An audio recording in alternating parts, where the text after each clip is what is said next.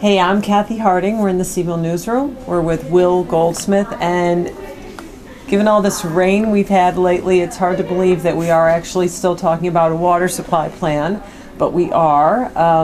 We've been covering this story since 2002 when we had the worst drought on record, and Will has an update in this week's issue, getting to the heart of recent stress about the water supply plan. And I'd like to ask about dredging. So there's a lot of stress on this question of dredging. Can you unpack some of that a little bit? Sure. A lot of the anxiety about dredging comes back to a fear that we're going to abandon the South Fork Rivanna Reservoir.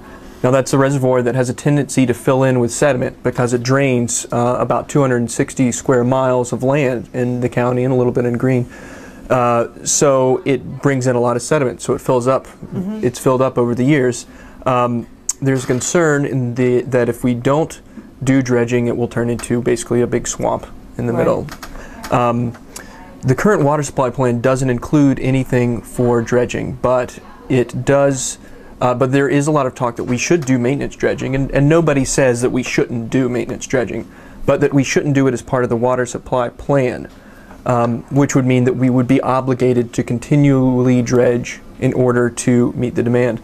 Now, also, when you look at the numbers, I still haven't seen any numbers that show that you can do dredging and meet the demand that you have to meet for the water supply plan. And and if you have to do dredging, it's going to cost more than the current plan. But there still might be ways to do cheaper maintenance dredging. A proposal came forward last week from Dominion Development Resources, and they say that they could do dredging that would restore about 5 million cubic gallons of water to the South Fork Reservoir for about $24 to $29 million.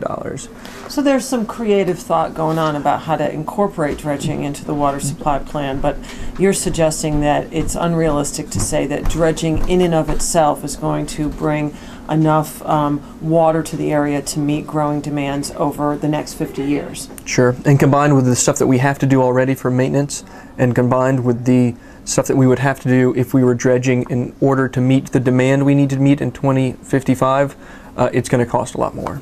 It's a complicated issue. Take some time with this story this week, and we'll see you next week. I'm Cathy Harding with Will Goldsmith, and we're in the C-VILLE newsroom.